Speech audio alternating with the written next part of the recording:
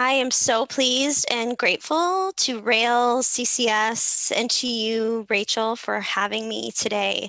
And it's great to be back and connected with all of my friends and former colleagues in Illinois. I know that we have people from all over the country and the world. Welcome, New Zealand. I saw that in the chat.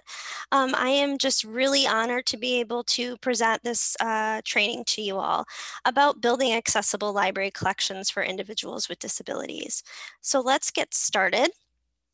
I'm here to say that while there is a background that I have in working alongside and elevating disabled voices in the space of libraries and community, I am constantly learning. So I'm excited to be able to share with you all the things that I've learned and the projects and the collections that I've helped co-create with our community to help serve and support the disability community, and also want to say that I have much more to learn.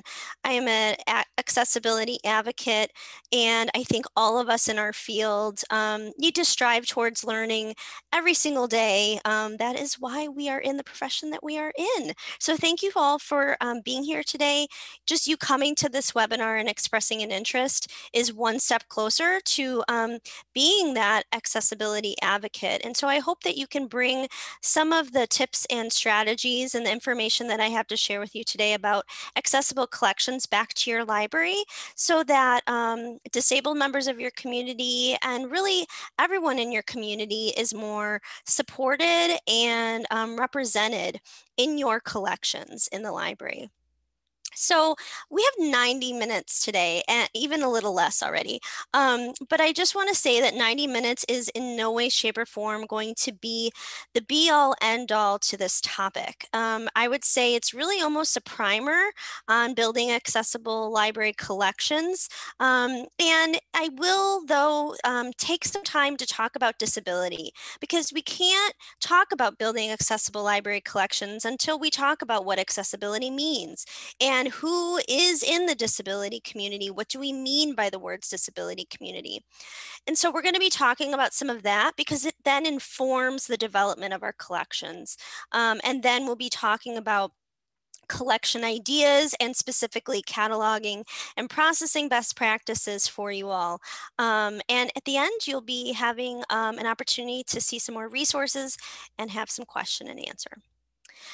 I like to start my presentations with this image. I think it's a beautiful image, incredibly diverse, and represents the ideal or the ideology behind libraries, public libraries, but really all libraries as institutions. We are representing and we are for everyone in our community. And yet at the same time, the reality of that is that our libraries are, they are historically institutions that have been places of barrier and inequity. And so that even exists today. Even though our ideology is for all, there are still barriers to our services and our collections.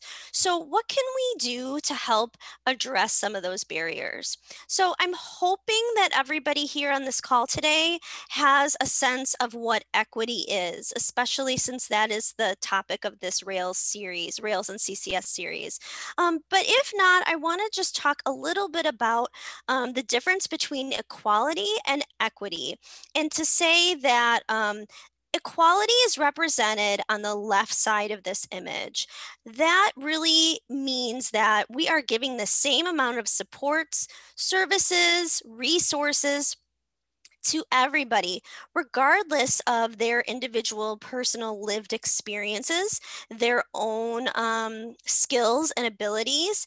And as we can see, that mentality or that ideology is the result of that is that the outcome is inequity. It's unequal, in fact, because each person has a different experience of the game, which is the desired outcome, to be able to watch the game. One person is extremely privileged and has an excellent point of view of the action. Other people in the image are more limited, and some completely unaware of what's happening on the other side of the fence. However, if we switch to an equity lens and we provide targeted and curated resources and services to people in different groups of our community and consider their personal lived experiences, consider their skills and their abilities, and reallocate our resources, we are able to achieve a more equitable outcome. So on the right, you can see that image is represented. The concept is represented in the left side or the right side of the image, excuse me. And so what I love about this, not only is it really depicting the concepts very well, it's also talking about accessibility because one of the individuals who uses a wheelchair has the benefit on the right side of the image of having something specially designed, something that didn't exist before that really met their individual needs. So that's what we're going to be talking about today. And you can apply this equity concept to really any group of your community that is either marginalized or underserved or underrepresented as a way to more effectively address those barriers and systematic inequities. So that means collections people, we will have to reallocate our funds. Money, especially in libraries, is hard to come by right now, especially. But as we are thinking about how we can address equity barriers in our community, we need to align the way that we spend our money with our library's values. So it's not just good enough to say we value equity, diversity, inclusion.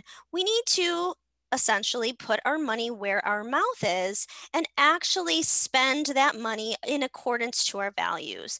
So the way that our budget is allocated has to live up to the things that we value. And so you may have a conversation as a result of this training today back at your library about budgeting when it comes to collections.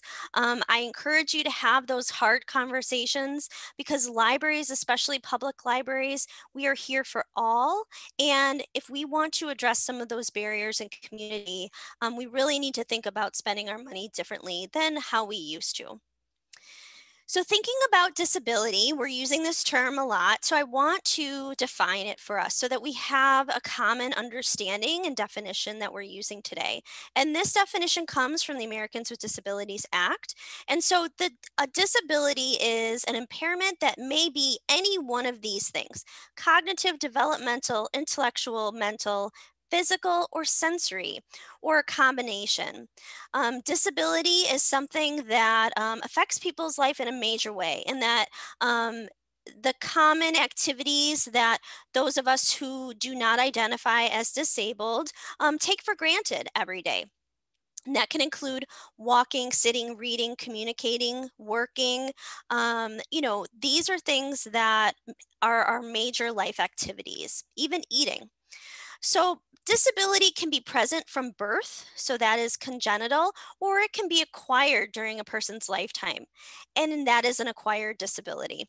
So an example of a disability that it can be both congenital and acquired is deafness or hard of hearing. Someone can be born deaf or born hard of hearing with hearing loss.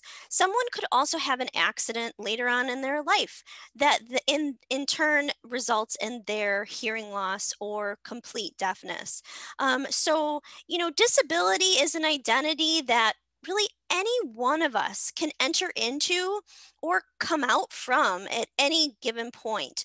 And I think that part of our identity is really unique in that disability affects all socioeconomic groups, all racial and ethnic groups, all genders, all religions. This is something that affects our entire community, even if we don't see it. And according to the Americans with Disabilities Act, disability does include mental health diagnoses. So someone who has the definition or the diagnosis of anxiety, depression, bipolar, ADHD, that all is part of the disability umbrella.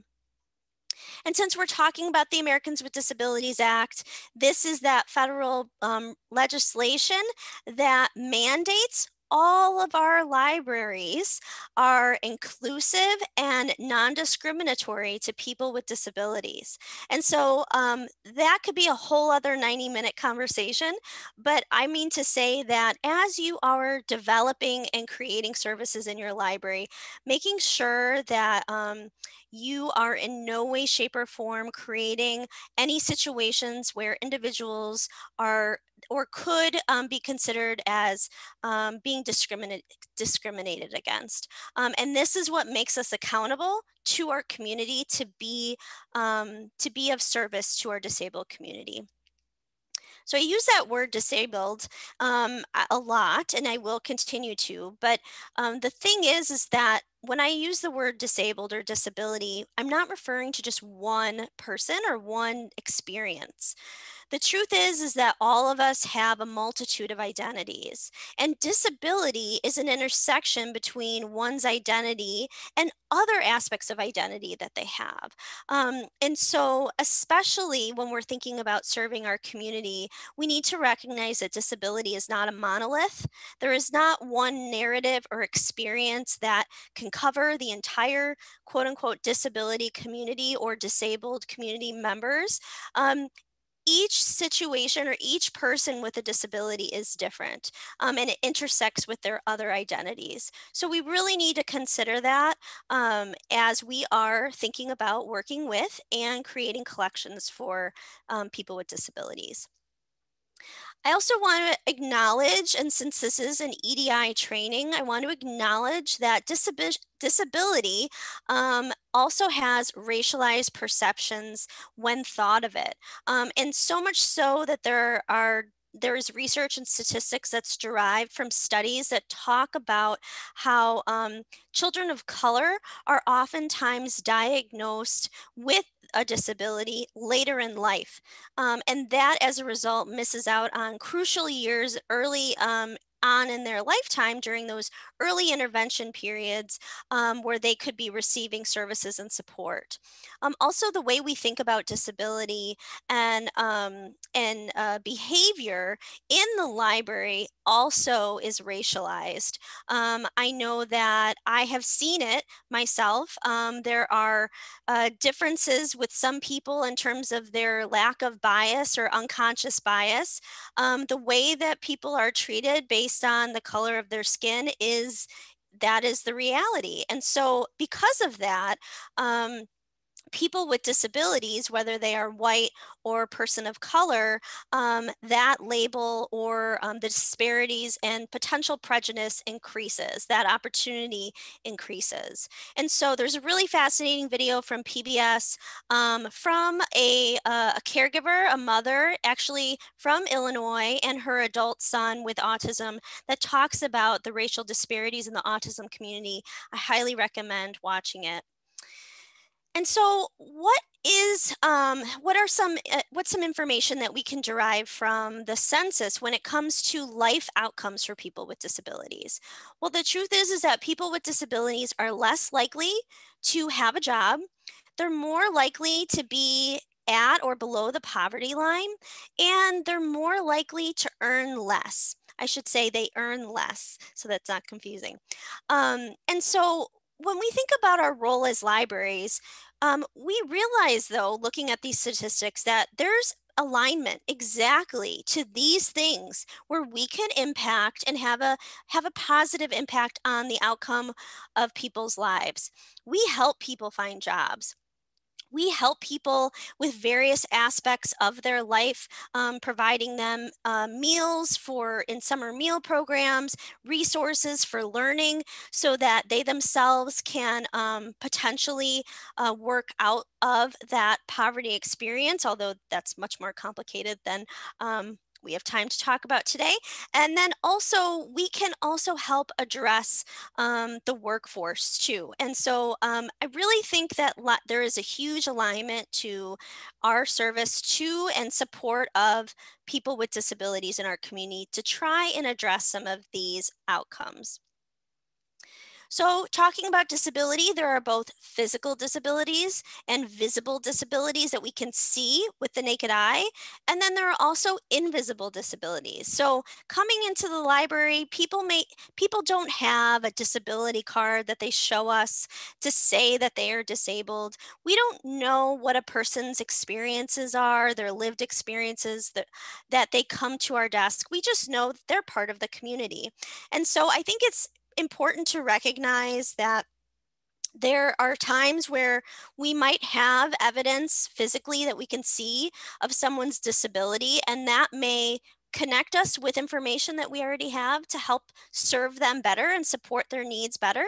And so here's a list of examples of visible disabilities with a physical indicator that might help you understand that they have a disability. But the reason I talk about this really is to say that not all disabilities look alike. We've talked about intersectionality, but some disabilities cannot be seen with the naked eye.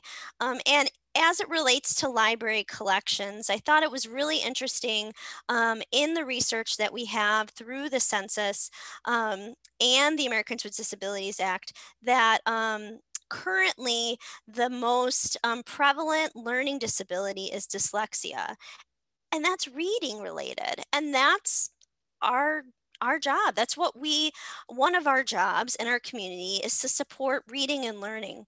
So huge alignment there for the library. But just keep in mind that you may not be able to know if someone coming to you has a disability or not. And so as you're learning about disability and accessibility, consider the definition of accessibility, that really it's a process for ensuring that there are no barriers, or it's a barrier-free access to products, devices, and services. And so collections wise, we're going to talk about ways we can dig into some of those barriers and break them down for the disability community in a variety of different ways. I mentioned this is only 90 minutes, so you have a lot of information on ALA's website and the free accessibility toolkits that they provide. Each one of these toolkits is a deep dive into different disabilities. It talks about the disability as an overview, what are some characteristics of people that have that disability, and then it provides concrete strategies for that individual disability, for how to support those people in a library setting. I highly recommend you check it out, and you'll see resources sprinkled throughout this presentation for further learning. You'll also receive a copy of the PowerPoint slides and the recording after this presentation is over. So this will continue your learning as it goes on. The phrase "nothing about us without us" was actually coined in the disability community. And I think this is important to talk about today because we are talking about creating collections that are inherently either for the disability community, about people who are disabled, or with the disability community. And so I want to share a little bit about the Of, By, For All initiative, which Dakota County Library had the honor of being a part of their first wave several years ago. And this initiative is for libraries, cultural organizations, nonprofits, to learn about co-creation and community engagement. And Of, By, For All simply means that the design or the development of the service, the collection, the program not only reflects the diversity in your community, it's co-created by the community members that it's a part of and it's for, and that the actual program or the service as a result of the partnership is truly impactful for that community who is of need of it. And so There's a lot of information on this free website, a lot of information about how to go out into the community and have conversations, learning about and listening to people as they tell you about who they are, their personal lived experiences, what their needs and their interests are, essentially building your awareness of that individual group. So community engagement is all about listening, and we can't build inclusive and effective collections without listening to our community first and knowing what it is that they want. I run into this a lot with libraries who are trying to start a new service or program for the disability community. And they design this really cool thing. Maybe they read an article or two of another library doing it, and then it launches and nobody comes or nobody uses it. And that's really, to me, a dysfunction of the process because there wasn't time put in at the front end to be intentionally co-creating this thing with the disability community. And that's what Up by For All is all about, beyond disability. It's about working together in an authentic way to build trusting partnerships with our community groups. And then making sure that in your community engagement process, we as librarians tend to think we know a lot of things. I mean, we do know a lot of things, but we may not know the personally lived experience of the person that we're talking to with a disability. So we need to set our ego aside and realize that we need to actually listen and recognize that our plans may not be effective. What we want to do may not be what the community group wants to do. So we need to come together and co-create something um, with our community together. So that collaboration is super, super key. I also think there's a benefit of being transparent. I have a lot of conversations with community members and I say, you know, things like the library may not always been welcoming to you. And I want to recognize that by saying, talking to you now is going to help us do better. And I am here to say that I am going to help my organization do better. And I really am interested in your experience so that I can bring that back to my library so that we can make positive change towards a more accessible, inclusive experience for you, your family, your community group. And so being transparent about your organization's journey, and we have not always been accessible and welcoming to different groups of people in our community. And that's the reality of public libraries. And so honoring that history and then saying that you are committed to moving forward with them is going to really help build the foundation of a trusting relationship. And then saying yes. I want to add a caveat to this by saying saying yes during a pandemic is really challenging because I feel like all of us right now are in constant whitewater with budgeting and staffing and mask mandates, which I heard Pritzker just passed. So there's that information for Illinois anyway. There's a lot of change and there's a lot going on right now. And recognizing that it may not be the right time with your library and or organization's capacity to do this work right now. But if you connect with a community partner who has energy to just dig in with you, say yes. You never know what the outcome could be. And you could have some amazing opportunities just by saying yes, especially if they're going to come to you. Oftentimes, libraries have to go out to the community and start these conversations. But if you have someone who's knocking on your door, I mean, by all means, open it, have them sit down and have a conversation. And so when you are having those conversations, making sure that you are adjusting your mindset to a right frame of mind where you can really absorb the feedback that's being given to you. Shifting away from a fixed mindset to a growth mindset. We all have the capacity to learn and grow all the time throughout our entire life. And that's certainly true of our profession. I think our profession right now is experiencing a lot of growing pains, you know, certainly with the pandemic, but other things that are going on in our profession. So reframing your mindset and thinking about like, well, we may not have always been the most inclusive and welcoming, but we're going to keep getting better. And that will really help you and your team and your coworkers um, have an open mind and be able to receive the feedback that's being given to you. You're also going to want to ask specifically about barriers. What are the barriers to your library and your collections? Are they physical? Are they invisible barriers? So for example, it could be literally that these collections are behind lock and key. I hope that's not the case, but maybe it is, or maybe they're only available during a certain time. Or maybe the barriers are invisible. Maybe it's staff perceptions about disability or staff training or stereotyping or not having the skills to be able to confidently connect with people who have different disabilities.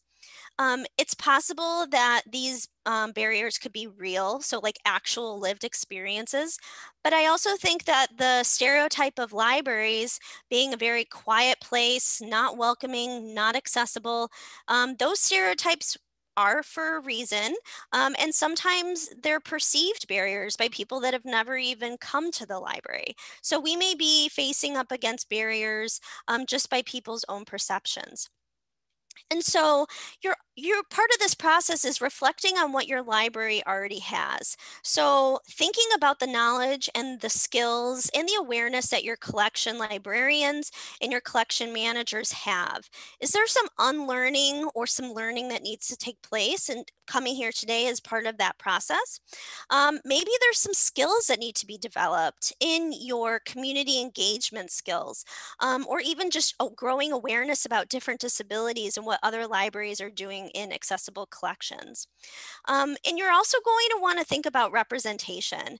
Who's on your staff that could be potentially a key person in helping co-create this collection? You know, if you have a staff member who is disabled, this person could be interested in helping provide some stakeholder or community expert knowledge about the development of this collection. So thinking about representation in your own organization when it comes to serving people with disabilities, it's actually an asset. And then you also want to think about your reputation. Has your library been inclusive and welcoming in the past? Do you need to do some basic disability 101 training for all your staff before you even develop a collection? I think sometimes we librarians, we just want to just jump into the thing that the project, the program to make, the collection to create, but we forget about some of those foundational steps first. Training, training, training is always an important thing to do. And then explaining the why. Why are we doing this? Does it roll up to our values? How does it align with people's jobs? Helping them see why this work matters. And also thinking about the public. So what is the public perception of your library? Check out those Google reviews and see if there are any reviews about your library on Facebook. What are people saying about your space in your collections that might be relevant to building accessible libraries? Okay, so let's talk about collection ideas. And I want to start by saying we are not going to talk about every single disability. We are really going to scratch the surface on what is possible. You're going to see examples, and I'll be talking about examples of collections and services or things that you can do to help promote your collections for different disabilities, such as Alzheimer's and dementia, autism spectrum disorder and sensory processing disorder, people who are blind or have low vision. We're also going to talk about examples of collections for deaf and hard of hearing individuals, those who have developmental disabilities or physical disabilities, reading and learning disabilities, so that is where dyslexia falls under, And then at the end, we're going to talk about disability representation, because we can't talk about collections and disability without talking about how disabled authors are represented in your collection and what titles that actually reflect the disability experience exist in your collection. So the first collection that I want to share with you is an idea that it was really an outgrowth of some training that staff did here at Dakota County Library. And this may be an example of something that you have heard of or seen at another library. People with Alzheimer's and dementia have challenges oftentimes with memory loss. And so their caregivers and their family members may struggle with having conversations with them because of that memory loss. And this is something that I have personal experiences with, some with family members. And I can validate this by saying it is challenging. And not only does it provide anxiety for the caregiver who's about to interact with the person with Alzheimer's or dementia, it's also challenging for the person with the disability themselves. They may be confused, they may be scared, they may be worried. And there are collections that can help support positive interactions with people with dementia or Alzheimer's. And so that's how this collection began. Was really just people learning about Alzheimer's and dementia at our library, and then a couple of staff on our team having personal experiences with a family member who has one of these disabilities. And so there's no cure for Alzheimer's or dementia. It is something that is pervasive and will continue on through the rest of that individual's life. And so Visit Kits was the name that was created for this collection. And the idea of Visit Kits were that they were to support conversation and interaction between people, caregivers, loved ones, and the people with Alzheimer's or dementia. Each one of these visit kits includes conversation cards for adults. So the nice thing about these cards is that they're highly visual. So if there's confusion about reading, and I know this from experience with a family member, as people with dementia or Alzheimer's lose their memory, reading becomes really challenging because you have to remember what the plot of the story was early on in the book as you're continuing to go on in the story. Or if it's nonfiction, you have to understand the concept in chapter 1 as you're going on to chapter 4. Reading becomes very challenging. And so the idea that something like conversation cards with visuals or games with visuals, that can be incredibly supportive for these conversations. And these visit kits take all types. We have lots of different topics. You can see in this picture, we have one that's all about road trips and kind of stimulating memories through tactile sensations. Some even have like old spices, and so that activates different parts of the brain and different parts of the memory when you're including smells and scents. We even have one on Minnesota vacations. Minnesota loves Minnesotan things. And there are other things too: baseball, sports. You can see birds, music. There are all sorts of topics when it comes to these visit kits. And the idea is the caregiver takes these kits, takes all the items with them, and prepares for their interaction with their loved one or their family member. They can be taken to a facility and brought back, and they check out for a long period of time. So that's the development of the Alzheimer's and dementia kits as it relates to Dakota County Library's collection. And you'll see I have links throughout the rest of these slides here so that you can see directly the catalog record, the names of the collections, and you can even see in this picture how they're processed. A lot of our kits are in large plastic bins for easy stacking on our shelves, and that just happens to be what works for our library. Right now, I'm going to highlight a collection from one of the Illinois libraries that I know has some really fantastic kits to support people with autism spectrum disorder. So the phrase is, if you know one person with autism, you know one person with autism, because autism has different characteristic and manifests differently depending on the person who has it. So some people who are autistic may be incredibly verbal and others may be nonverbal.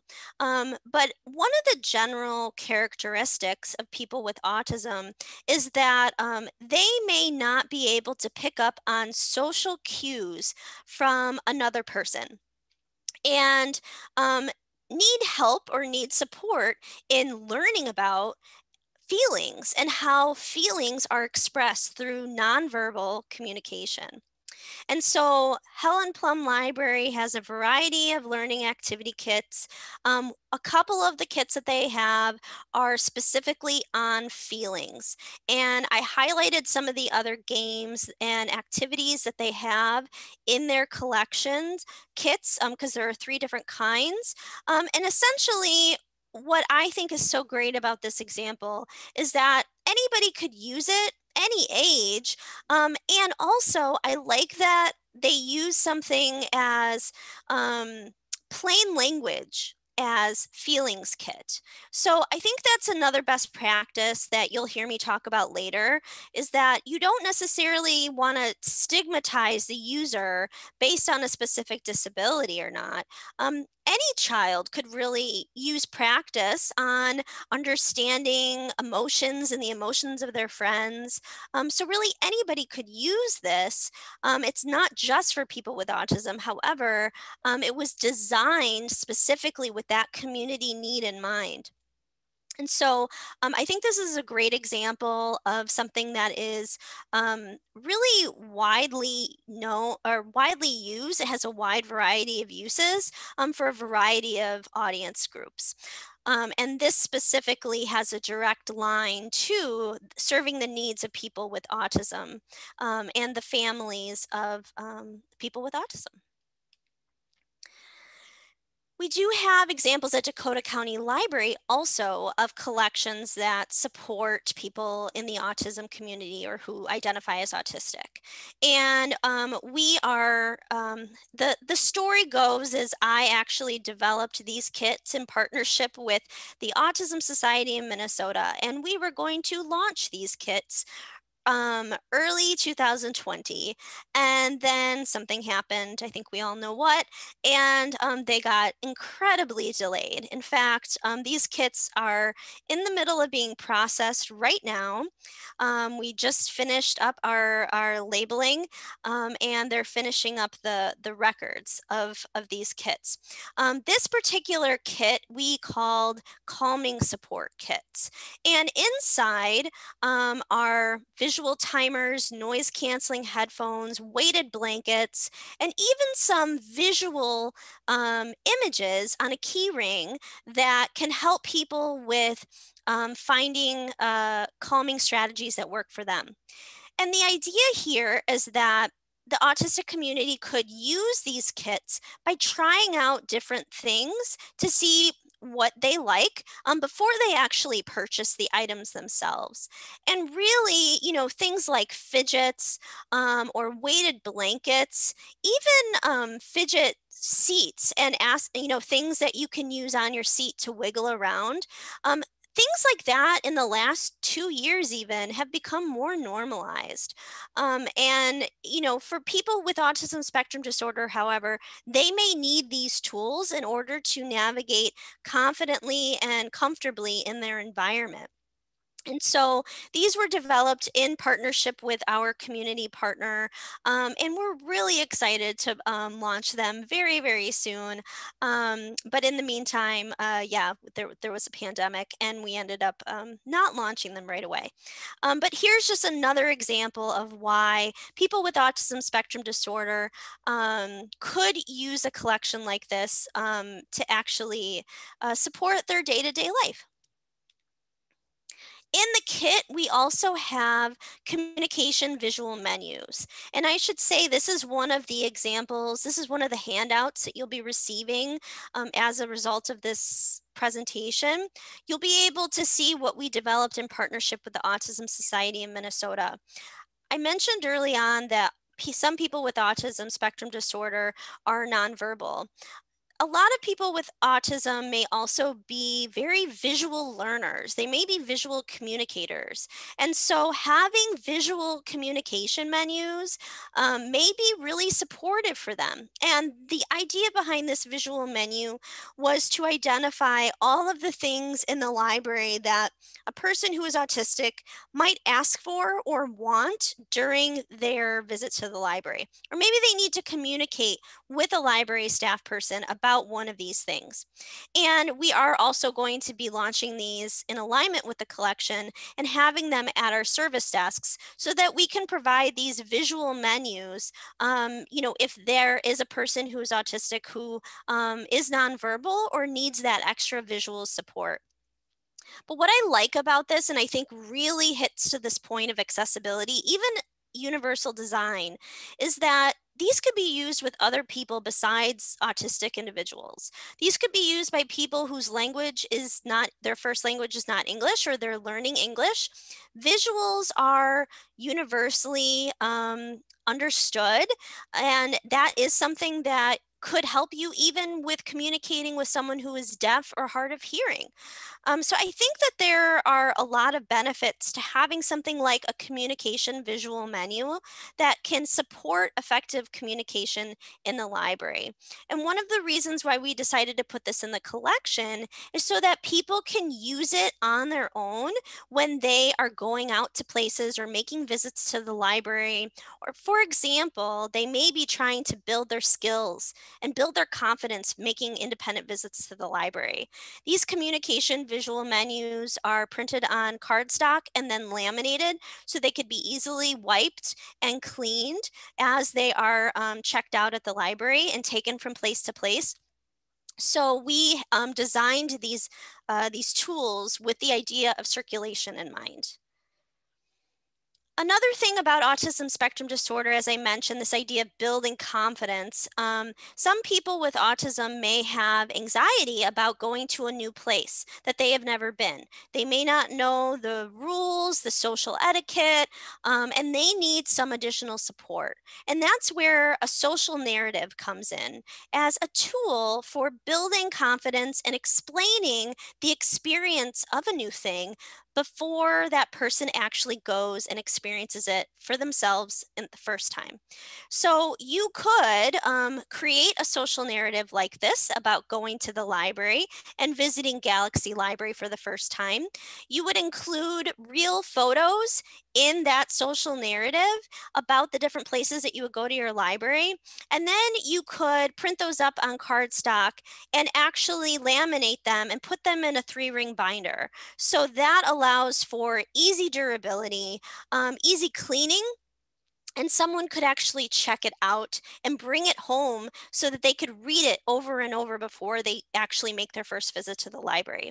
Some libraries also have these available on their website, and I think that is a great way to do it too. It's just the idea of having something that's circulating where that someone could have like a physical object that they can turn the pages with may be preferable for some readers and some users. And so if you go to this link, you'll be able to see examples of our social narratives. And so there are some libraries that circulate these, and we're looking to do that as well as a way to, again, provide access to these resources for those individuals that need them. Another thing that I want to talk about that's related to autism, but not always, is sensory processing disorder. So sensory processing disorder is something that people experience who have differences with processing information via their senses. So for example, someone may be very sensitive to the feeling of the tag on their shirt. that doesn't mean that they have sensory processing disorder. So that's an actual diagnosis that you can have, that actually means that the way that their brain is wired, the way that they process information and sensory input is dysregulated. And so they actually, people with sensory processing disorder can have extreme reactions, oftentimes physical pain, to certain sensory input. And as a result, may need other type of sensory input to calm and to help make that feeling go away. And that's where the idea of fidgets and other sensory supports comes in. So these are accessibility kits that we have in our library. And so these are available for people to come to the desk and actually use while they're in their space. So for example, one of our libraries, beautifully remodeled, has these huge windows, and there are no blinds or um, actual window treatments on a bright sunny day. So that is a lot of visual sunlight, visual sensory input for some people, and that might actually be a barrier to using the library. So our accessibility kits at those libraries have sunglasses in them to be able to use while they're in the building. We have one-time only earplugs, nose plugs, and chewies if someone needs those, noise canceling headphones and what have you. So this is an example of a collection that's available in-house and it doesn't circulate. It's really a collection that goes in alignment with our calming support collection. That is something that we can check out. Okay. So let's transition and now talk about individuals who are blind or have low vision. Well, first of all, I think that this is something that all of us in libraries should know about and be promoting to our community, because this is something that anybody who's eligible, who applies, who is either blind or has low vision, they can have access to for free. And that is Bard Mobile. And Bard Mobile is a collection of books in Braille, talking books, magazines, a lot of different formats, all for people who are blind or have low vision. Like I said, it's incredibly free for those who apply and are eligible based on their disability status, and it's compatible across a lot of different platforms. So if we aren't already promoting this as a collection that our community members have access to already, we should be. We should have it on our website. We should be promoting it on our social media. We should be sending this information out to our special ed teachers in the community. So this doesn't take any work for us to do. This is really just to promote the collection that already exists through the Library of Congress. So definitely check that out because it has some really, really fantastic resources for our community members. Our library, as part of our life skills kits that we were going to actually go live with at the beginning of the pandemic, but didn't. One of those kits is also our Braille and low vision gaming kit. We decided to work with our community to develop a gaming kit that really elevates the concept of Braille and is something that people who have low vision can utilize as well. And so again, this is another example of where people can check these things out at the library before they themselves buy it. And I also really like this idea of calling it Braille and low vision, because it also allows for people who aren't blind or who don't have low vision to be able to learn about these concepts and learn about Braille in actually using the collection. So there is an aspect of like disability advocacy and awareness that comes in using some of these and promoting these collections at your library. We're really excited to go live with these as well. And each one of these blind and low vision kits will include the following: high contrast tactile tic-tac-toe boards, Braille Uno cards, dominoes with raised dots on them so that there's more tactile information for those who are blind or have low vision and need to rely on their other senses to get information. And then also a tactile Rubik's Cube, which I think is pretty great. I also want to talk about large print books here. So large print are fantastic for people who are experiencing either low vision or those who have various eyesight, they're losing their eyesight, or they need additional support via text because of cataracts or what have you. Um, Large print is something that I hope almost all of us have. And I'm here to say that I think it's really important for us to think about how we process our materials, because how we create a collection and how we process them can improve awareness and circulation by pulling it aside and separating it from the quote unquote regular text or the regular type print, but it can also create stigma by having it separate. And it also is something where we're dividing the users to go to two separate places. And I think that that can be problematic, where we're stigmatizing the users and having to have them go to this section as opposed to going all to one section where they can find all the James Patterson together, whether they are large print or not. And the truth is that disability stigma exists. It exists for people with disabilities, and oftentimes people with disabilities that don't want to acknowledge their disability, they don't recognize their disability, and they wouldn't say that they self-identify as such.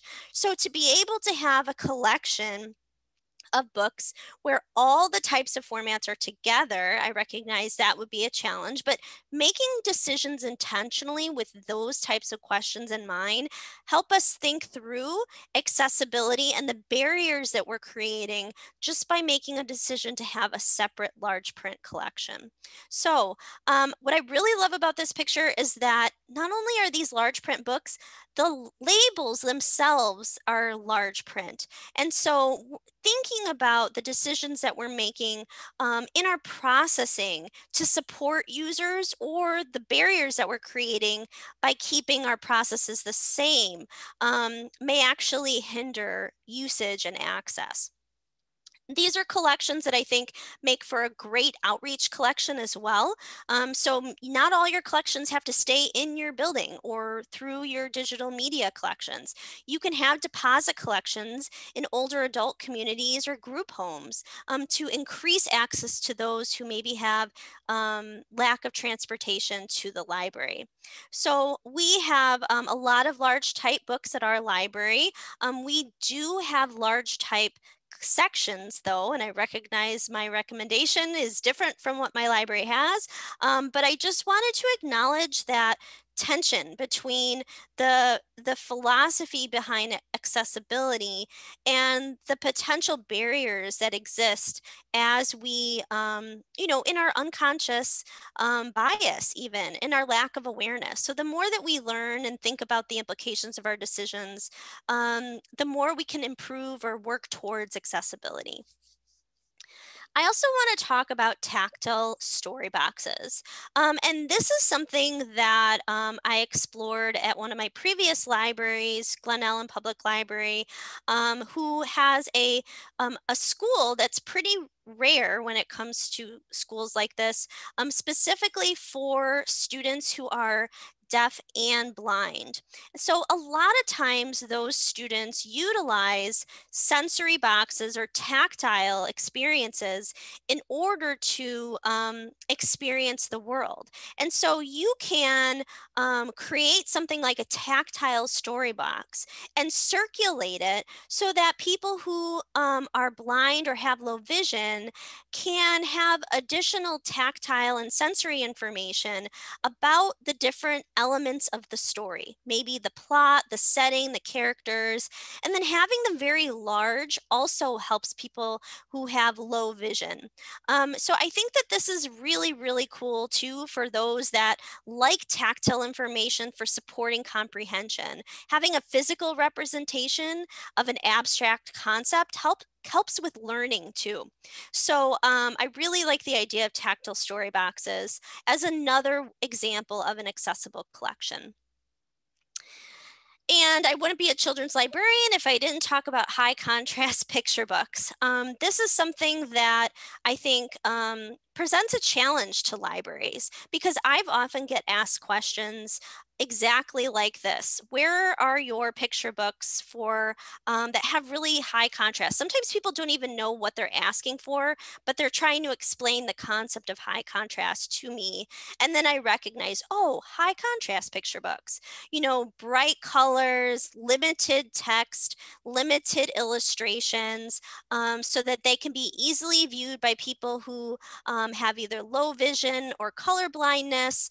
And so when it comes to high contrast picture books, I recognize you may not be able to create a separate collection of high contrast picture books. You may not want to, but also you can address that in your cataloging so that it allows for easy searching for your staff and for the public. And so there's some resources here that can help you when you are learning about low vision and learning about high contrast books, and the benefits that they have for a variety of users. Now let's shift to talk about users who are deaf and hard of hearing. And the first collection I want to highlight here is our American Sign Language Kit. And this also too is going live very soon with our other life skills kits.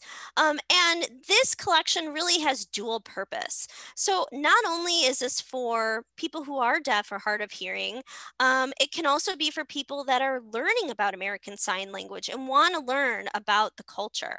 So as I mentioned, something like deafness and hard of hearing can be acquired as a disability. So someone can have later on in their lifetime deafness and lose their hearing.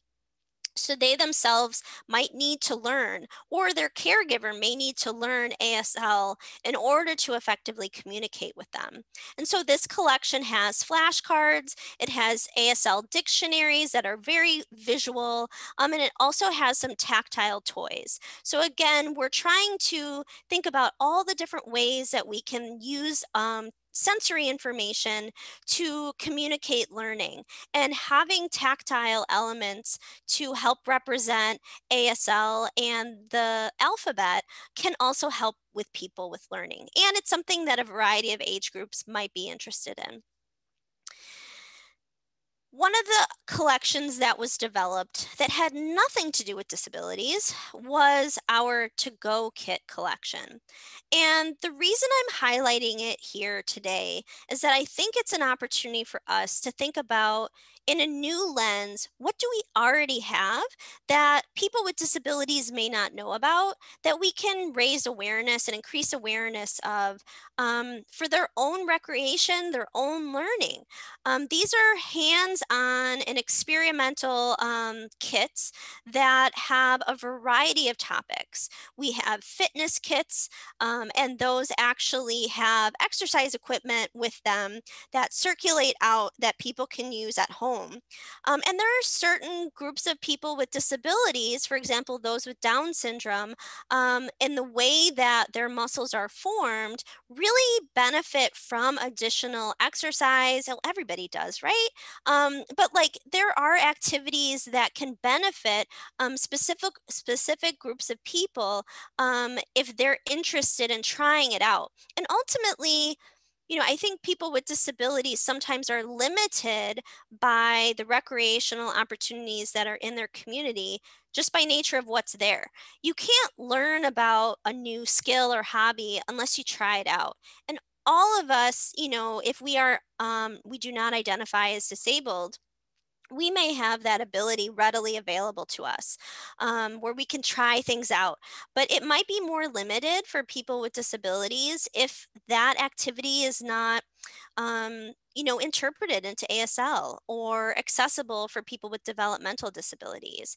And so these, I think, are kits that are an example of activities that are hands-on, that people could learn or do on their own and explore.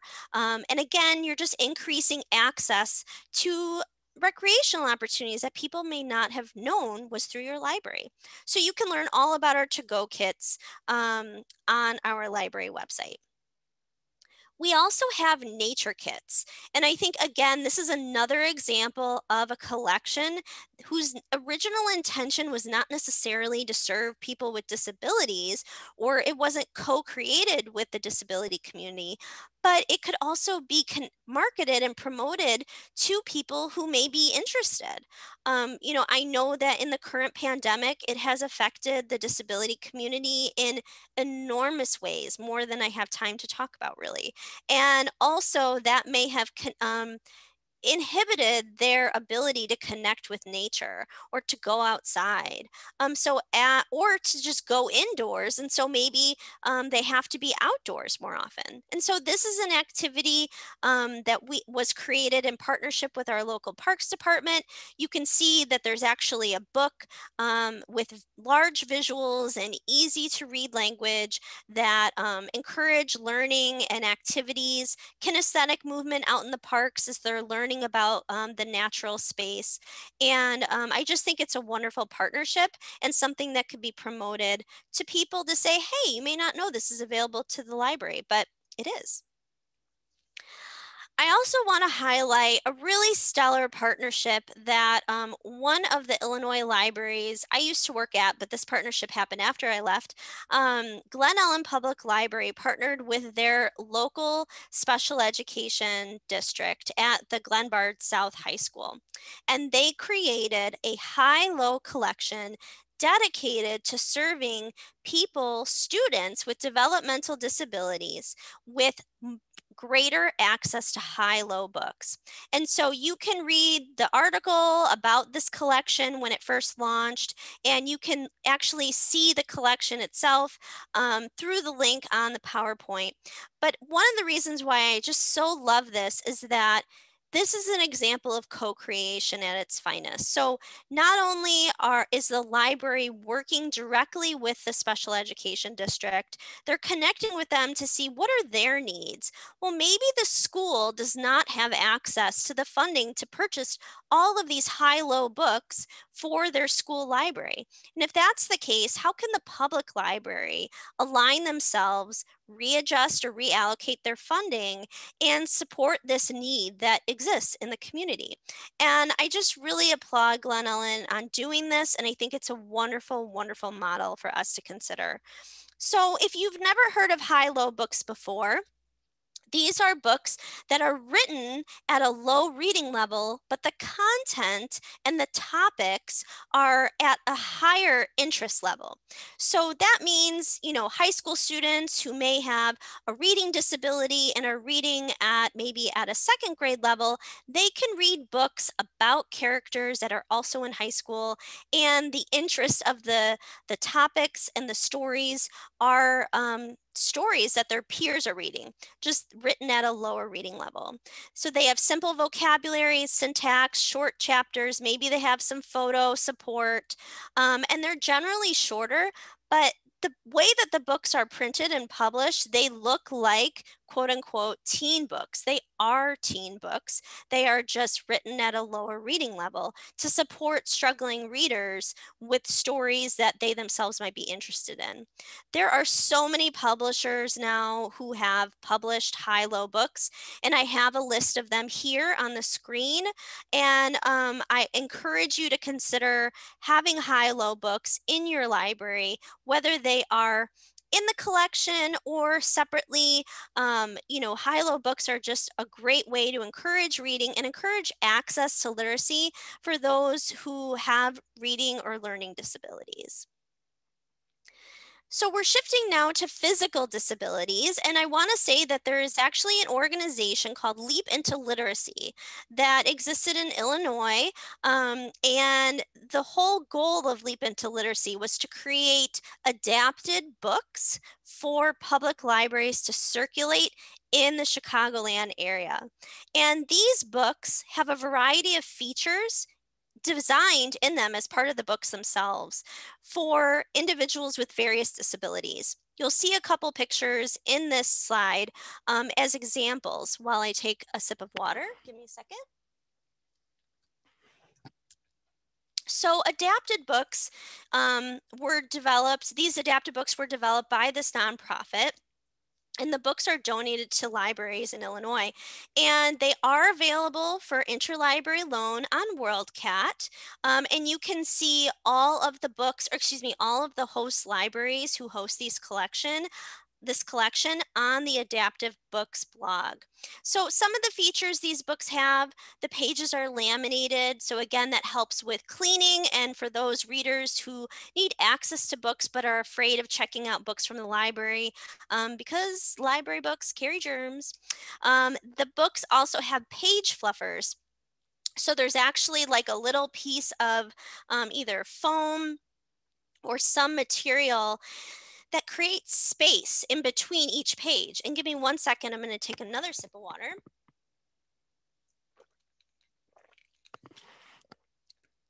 I've been wearing my mask a lot lately and it's just really dry. So that's why it's not COVID. I can guarantee you that. But I feel like we all have to just call it, like we all have to say before we cough, it's not COVID. Okay. There are visuals included on each page, and that allows for visual readers or those who use picture, augmented communication. Excuse me. I'm usually much better at this. To be able to understand the content that's on that page. The book binder allows for extra durability so that it can circulate to different people. And really, this is a volunteer project that even your teen volunteers could do. You can do this because you're buying the copy of the book itself, and then you're taking it apart and you're just adapting the book so that it can be viewed and circulated by other and used by other users. There is no copyright infringement on this because you still had to purchase the actual book. So I think it's a great example of a way that we can make reading accessible to those with physical disabilities as well. Thanks for your patience while my voice just decides to be going right now. The last disability I want to talk about is, or the umbrella of disability is reading and learning disabilities. And so these there's a wide variety of reading and learning disabilities.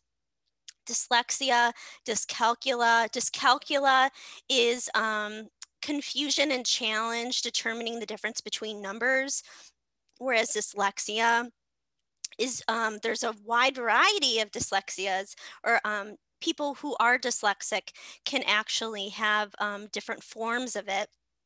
But this collection that we call the Reading and Writing Skills Kit was developed specifically to support students with dyslexia. And so it was designed and co-created with a parent who is also a homeschool mother herself to a child with dyslexia. And these were suggested items that helped her and her family, or her daughter, over the years as she's learning about her own dyslexia and learning to support her own reading fluency and letter recognition as she was learning to read.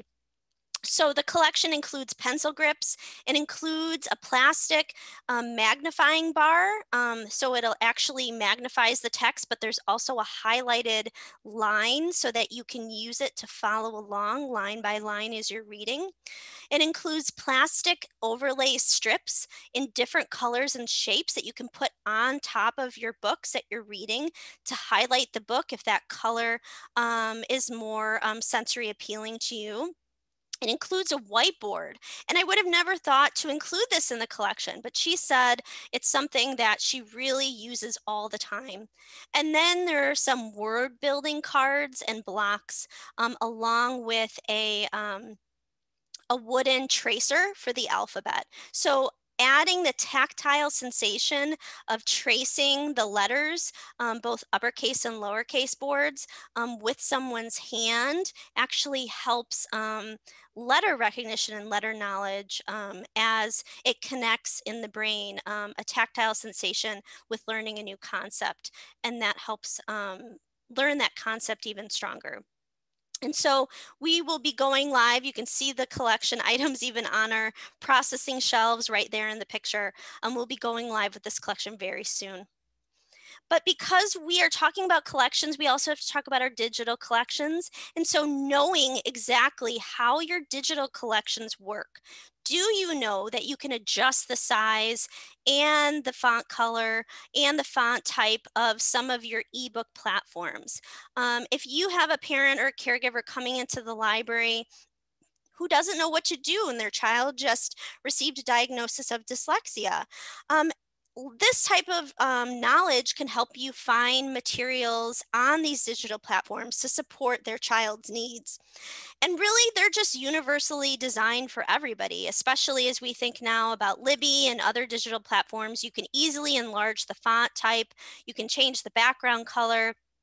You can have it, sometimes you can play ebooks audibly and play them automatically, or can play manually.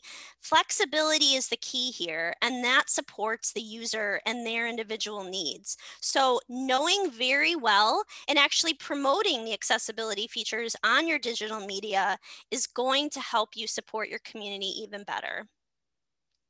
And then knowing about other things that exist. So if you or someone you know has a reading disability or has a disability, they could be eligible for free access to Bookshare, which is an online library.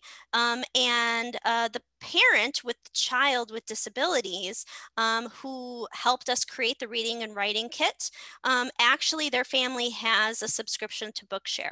And this person is so excited about what they have access to.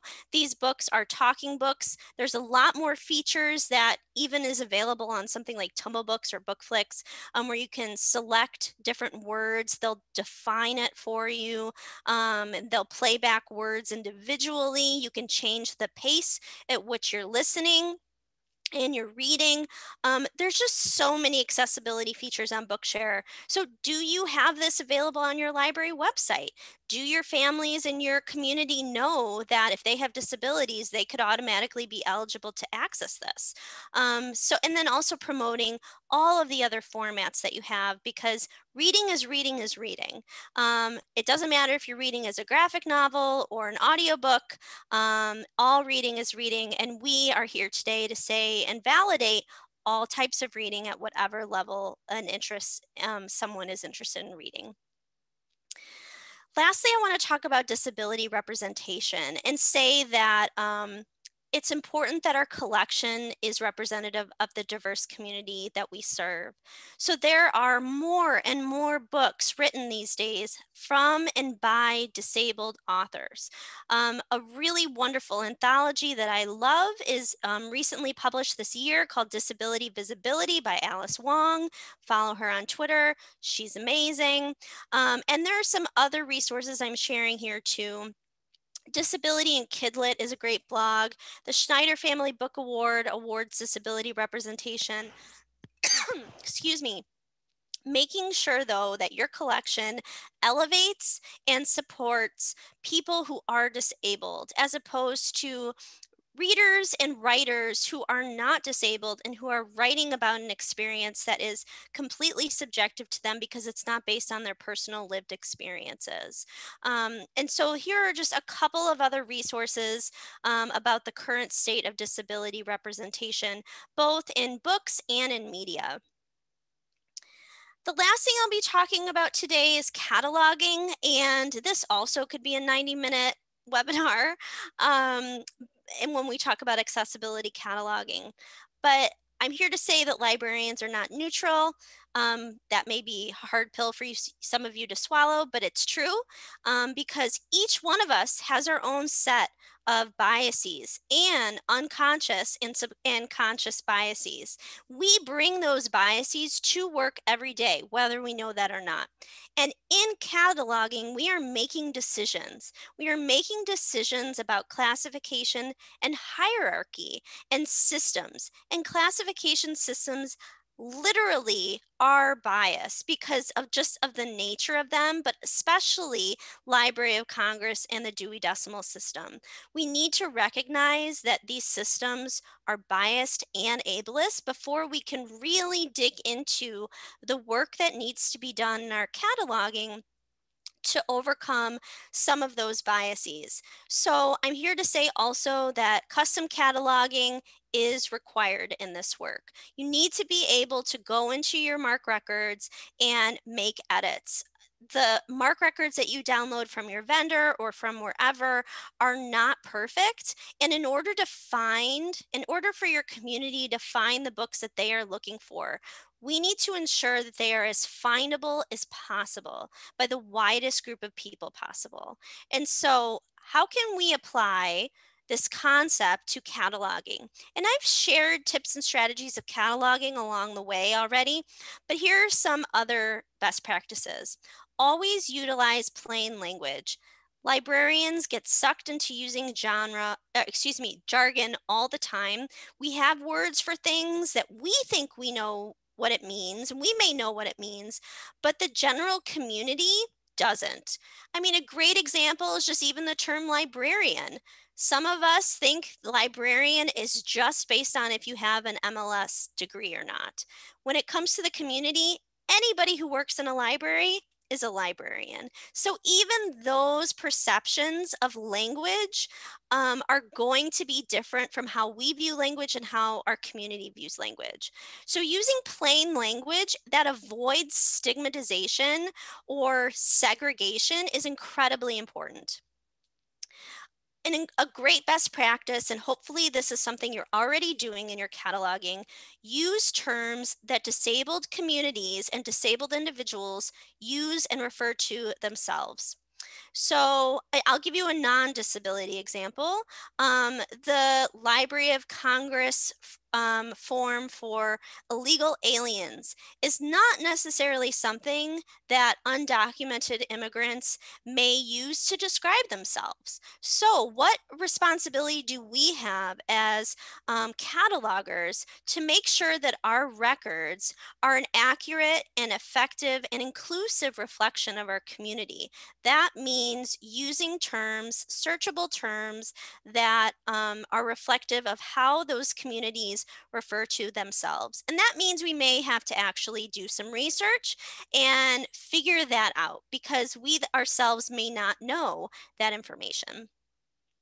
Always, always, always include physical description of the items in your catalog records, and that's especially important for those who are blind or have low vision, or parents that are trying to plan for if this particular item fits, or if there are batteries included. You want to make sure that as much physical description of the item is included in the record as possible to give your families and your community members the most informed decision possible.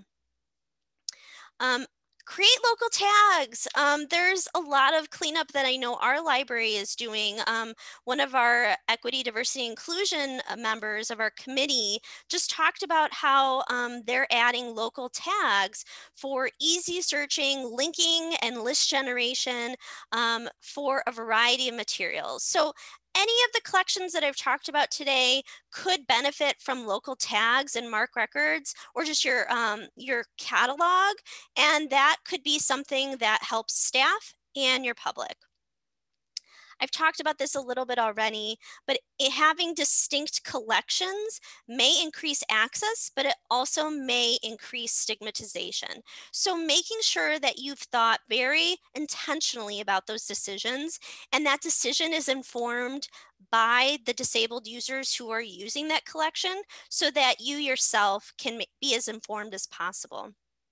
And lastly, search WorldCat. I mean, you don't have to recreate the wheel here. Other libraries do things in different ways. So doing the research and finding out all the possibilities of what you can do in your cataloging, and maybe leaning on your neighboring library and asking them, how did they do this? Or what recommendations do they have for setting up this collection?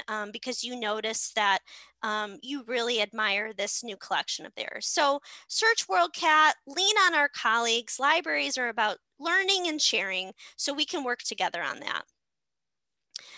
We all have online catalogs, and so we need to make sure that our online catalogs are accessible as well. That's where WCAG 2.1 Web Content Accessibility Guidelines comes in, and our catalogs are only as accessible as we make them. We need to advocate to our vendors for our online catalogs so that we can increase accessibility as much as possible. WCAG 2.1 is informed by a variety of disabilities and provides guidance for web content across all platforms and devices. So this is perfect for those of us that have any influence over cataloging decisions and what our catalog looks like to the public and how it is viewable and findable. So making sure that all of your non-text content has text alternative. So that's going to be your alternative text so that it can communicate the information on a screen reader just as it would someone who's reading it. Making sure that you have a high contrast ratio of at least 7:1. And there are high contrast ratio measures out there so that if you are typing in the color that is on your OPAC or your catalog for a particular area and you want to contrast it with the background, making sure that it's as high contrast as possible. And then also making sure that you're not relying on one of these sensory characteristics for understanding, because that user who doesn't have the ability to understand or to interpret that sensory characteristic will not understand the content that's being shared. So if you have a catalog and the difference in understanding to figure out the different categories is only in color, and you don't have alternative text and you don't have other ways to understand, your catalog is no longer accessible to those with screen readers. This can influence a lot of your online resources and your web content. And so this can influence how you set up your digital collection apps, how you design your book letters or your next reads or those collection services that help promote your collections. It can also improve your website too. So in these last few minutes, here are my final thoughts. We need to reallocate our funding to more equitably serve our community. Yes, that means putting more money to digital materials because digital materials are more and inherently more accessible. That also means making choices about diminishing some collection budgets and reallocating money to others for increased accessibility. And we also need to think about how funding is time, how we make decisions about how we spend our time, what projects we take on, what accessibility work we take on day to day is an expression of our values. Is your library making the same decisions over and over again and really not thinking through ways you can do things differently or better? We can spend our time on more equity, diversity, inclusion related projects so that our community is more effectively supported. You also want to think about redefining success. Yes, success is absolutely circulation numbers. I am not going to stand here and say that otherwise. That is what our stakeholders are looking for. And unfortunately, in a lot of ways, that is the bottom line. But we need to also pair those circulation numbers with stories of impact. We need to talk about the impact of this collection to the lives of individuals in our community. I think there's probably a lot of stories of impact, for example, for Glen Ellen Public Library's HighLow Collection to those students at Glenbard South High School. And by pairing the statistics and the stories together, that can really help elevate the voices that may have been marginalized or not listened to and help the library advocate for more equity, diversity, inclusion work in the future. And so equity, diversity, inclusion, automatically includes accessibility. I often name it separately because it applies to all of this work. So just by being here today, you all were advocating for accessibility because you took the time to learn and you're interested in this topic. So my call to action to you is to advocate for accessibility by sharing this presentation with your colleagues, starting that conversation about, do we have any relationships with disabled customers in our library? Have we asked anybody lately, is our library collection accessible or how can we do better? This is something that all of us can do regardless of what role or position we have in the library. All of us can be advocates for accessibility because access equals opportunity. And if we're going to help try and affect those equity barriers to our library and our community, ultimately, we need to have a stronger equity lens and address accessibility in our collections. So these last final slides are just some resources for you. Project Enable is a completely free database of all online learning about disability topics across librarianship.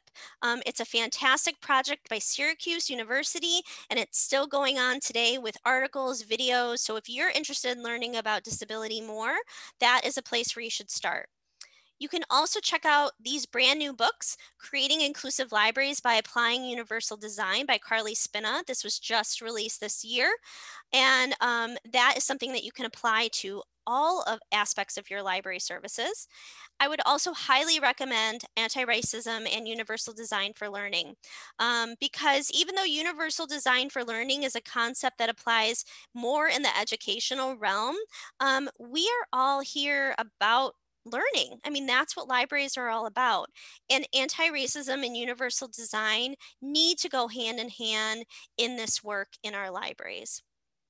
You have some further reading articles about the myth of the neutral professional, stigmatizing disability in library classifications, and some more information about collection accessibility. And with that, I want to say thank you, thank you, thank you for your 90 minutes today. I'm happy to stay later and answer questions. I do see there are 4 questions in the question box, but for now, I will turn it over to Rachel, and just want to thank you all so very much for attending today. Thank you so much, Renee. That was an excellent presentation. I know we all learned a lot from that. We do have a lot of questions that came in from chat and in the question and answer. And I'm not sure how many you would like, but feel free to stop us. And if you want to answer some of the questions after, we could also send out some of the answers via email if Absolutely. there's too many questions. So our first question is, do you recommend using person-first language or identity-first language? I know it's best to ask an individual what they prefer, but which one should libraries use for marketing and categorizing purposes? So I had that slide and then I decided to take it out because I knew I was running into time, but I'm so glad you asked the question. So for those that don't know, person first language and identity first language are 2 types of language that the disability community uses to identify for individuals who are disabled to identify themselves. Person first language is literally syntaxly, like how you create the sentence, putting the person first. So a person with disabilities or a person with autism. You're welcome, Susan. And so if you were to use person first language, oftentimes you see that language in special education, teachers using person first language, but that's also regional because I've been told many a time by my East Coast friends that person first is just not used anymore. In fact, the disability community more and more and more is moving towards identity first language. So that concept is that you can create, or people with a disability don't separate themselves and their disability as separate entities. So there's a sense of pride in the disability, and that person identifies as that disability. So for example, autistic individuals or autistic community or deaf individuals or hard of hearing individuals. What I would say is when in doubt, use both, but because it's all about searching and findability, that's why my recommendation is to use both. However, I would, this has changed for me over time. In the beginning, it was when I first started learning, everything I learned was person first. And now everything I'm learning from actual disabled people is it should be identity first language. It does depend on the person, but that's why I think if possible, using using both, at least in the cataloging record, can potentially be more helpful. But I would use in that collection, if the collection is for autistic individuals, I would lean towards identity first language because that is more prevalent in the autistic community. There's no perfect answer because language is imperfect. And then I know this group certainly understands the limitation of language in classification. Okay, I am going to next read some questions that are specific to collection development. Yes. One is we struggled with finding simple materials for patrons with Alzheimer's and dementia. Are there companies or places online you'd recommend we go to find materials for our Dementia Resource Center? Yes, and I can share that with you, Rachel. After this presentation, I can send you a list of resources and that can be posted on there too. But I would say that there isn't like, I would say that some libraries would prefer to just like check this box and buy this pack of stuff that is already preset and already predetermined to work for quote unquote work for the disabled community member or the disabled group, in this case, dementia or Alzheimer's. What I think I love about the visit kits is that they were really curated independently, and they're not particularly like one set pack. And that's true for the life skills collections that we created for that are coming up soon. We added and selected individual items based on the conversations that we had with people and what the needs were. So sometimes when you're selecting just, a pack of stuff, that may or may not be as effective as taking the time, having the conversation, and then doing the research to find what is actually going to address that particular conversation. That said, there are some resources that I can send to you, and those are a good place to start. So I will pass that along. One related question is, do you work with local support groups to provide input on what to include in the kits?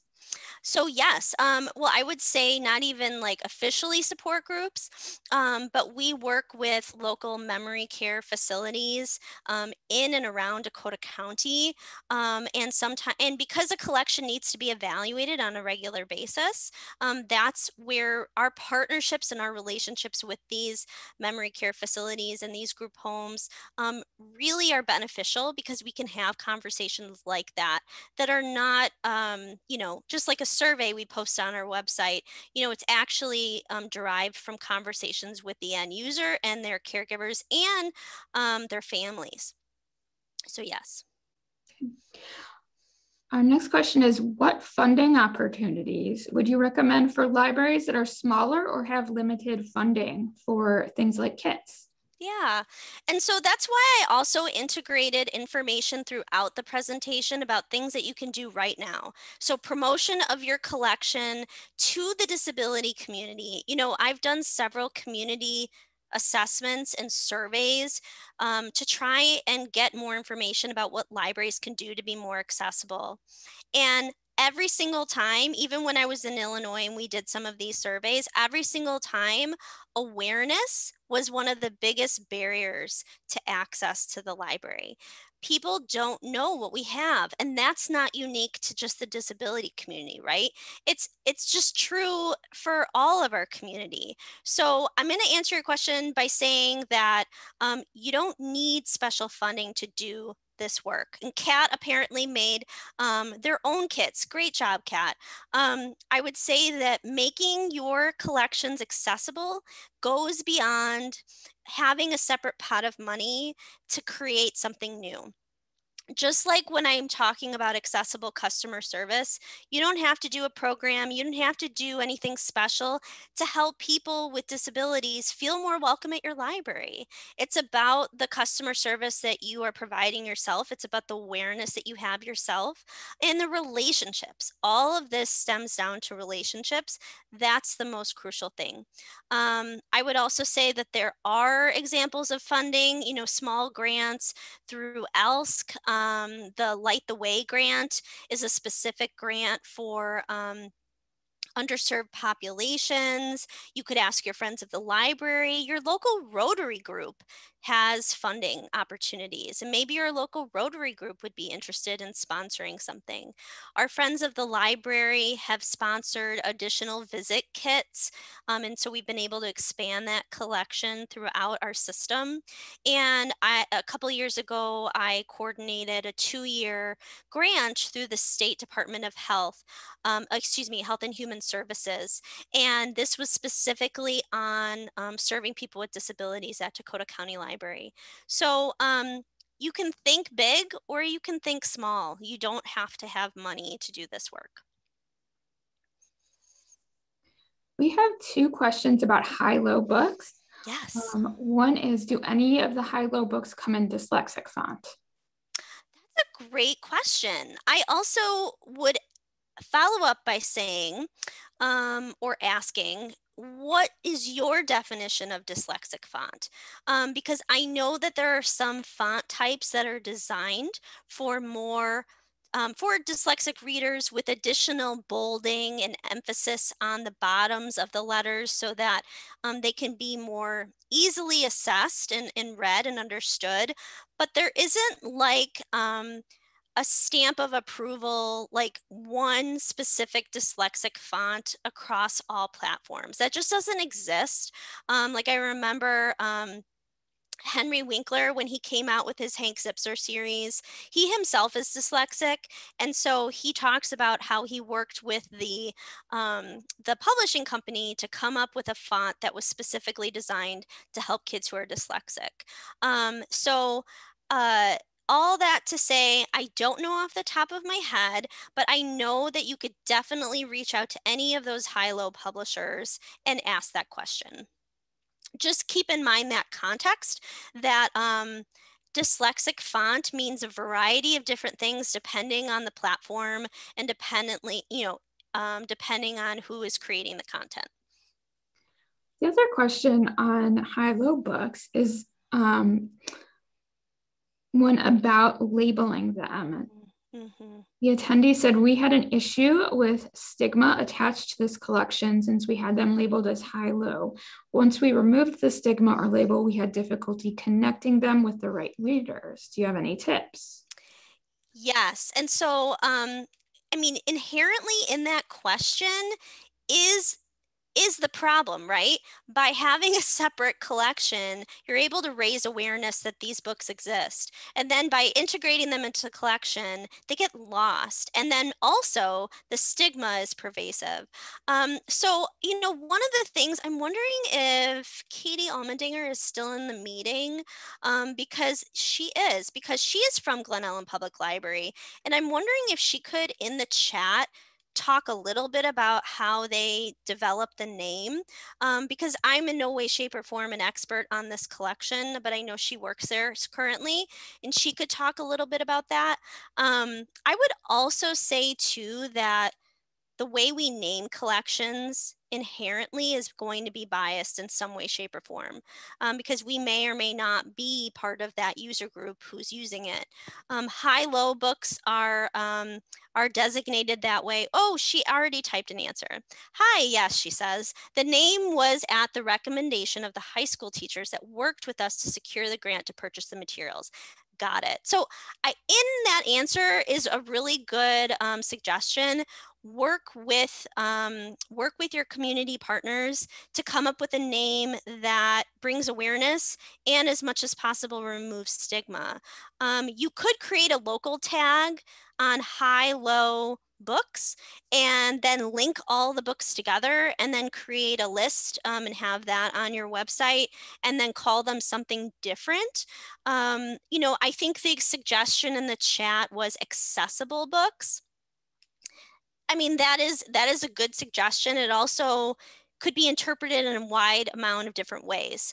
For example, are they accessible for, yes, thank you, Katie. You're putting Josh's information in there. Josh is the teen library or the librarian that helped with that collection. That's a great suggestion. Thank you. So, I think I don't have a good answer for that. I don't, because the publishers call them high-low, but the users themselves just call them books.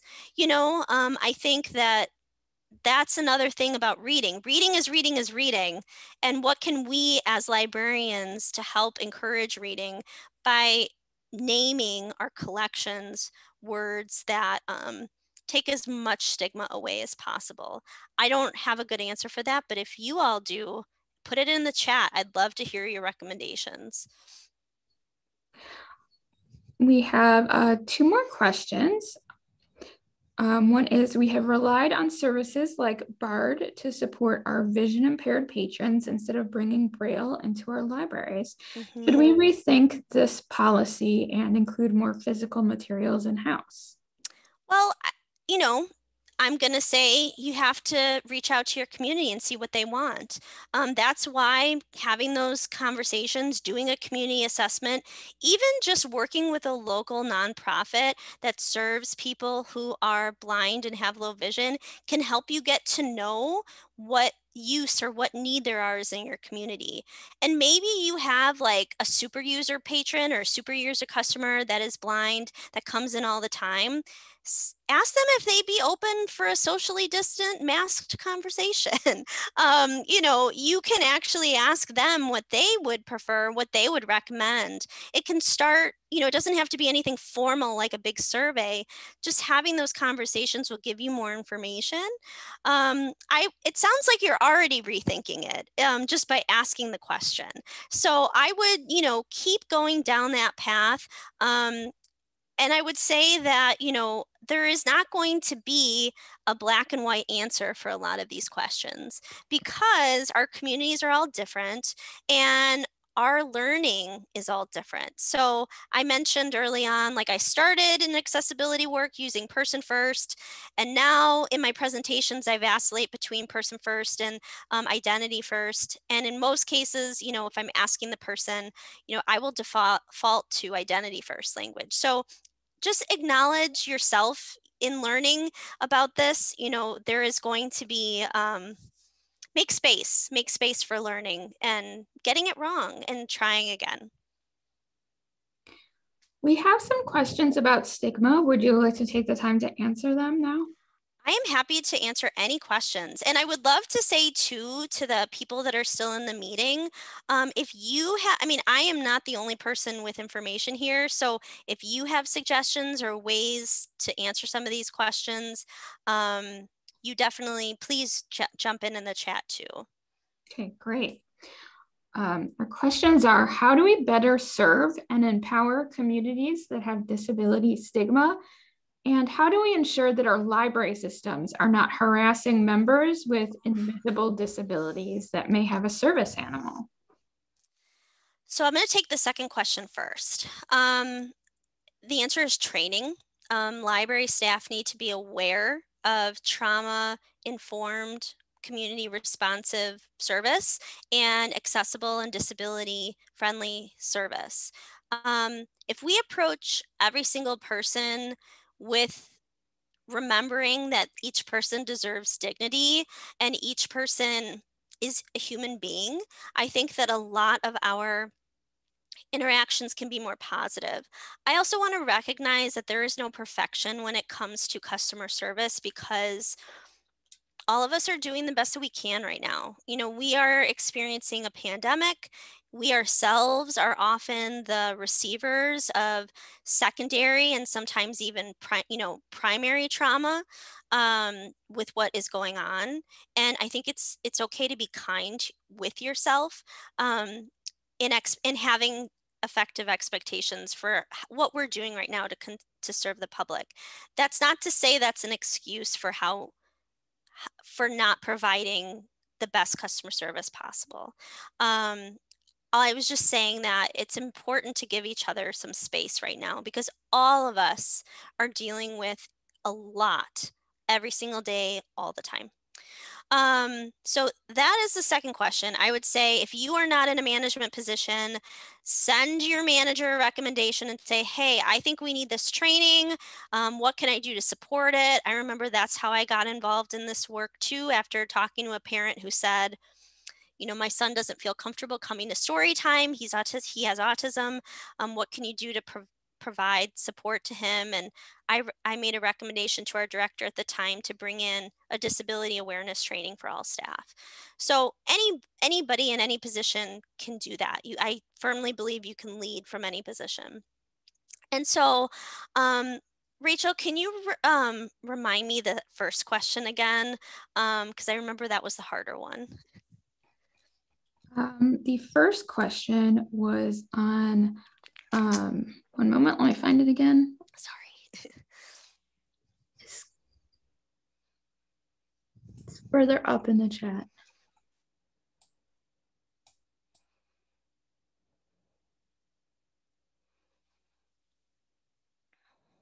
That's why I love Zoom. They have the question and answer feature. You could just go right there and put your Okay, question I in. found it. Thank you. The first question is, how do we better serve and empower communities that have disability stigma? Okay. Well, first, what I would say is listen to disabled voices. There are disabled coworkers at your library, whether you know them or not. They may not want to out themselves as being disabled for fear of stigma. And there are disabled community members in your community, whether you see them or not, because disability is everywhere. Statistically, we know that. They just, those users may not feel comfortable coming into your library, or they may have an invisible disability and you may not necessarily know that they are disabled. So one of the things I would say about this question is tricky with the word empower, because empower implies that there's like a level of hierarchy that like, I have this sense of resources and this sense of power, and I'm going to help give it to you so that you can lift yourself up. And I just want to acknowledge that that kind of exists already in the word empower, so that's problematic.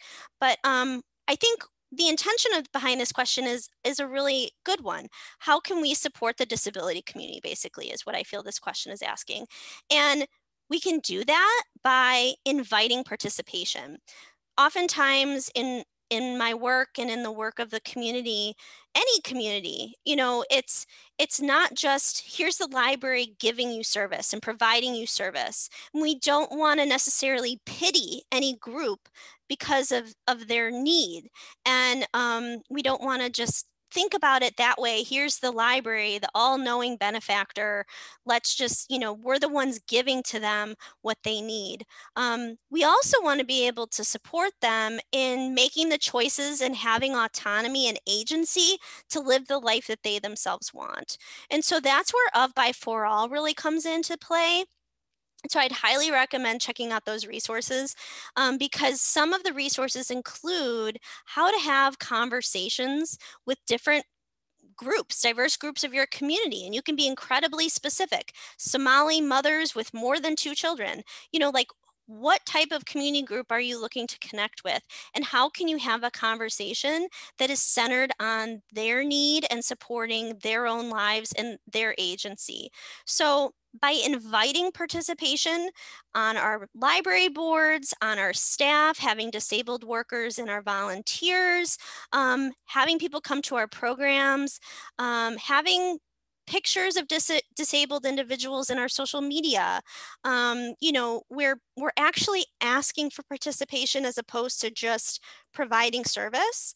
I think that that is a really powerful thing that we often forget has impact. To be asked and to be invited, to be part of a group, to belong.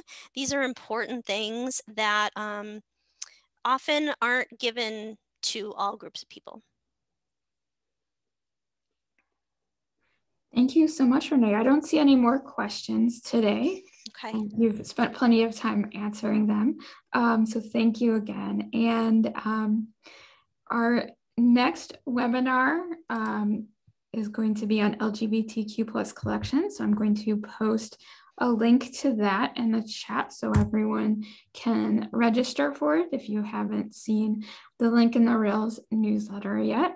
And please do watch for our future collection development webinars in the RAILS newsletter. They are going to be some really great webinars to watch for. Absolutely. Thank you all so much.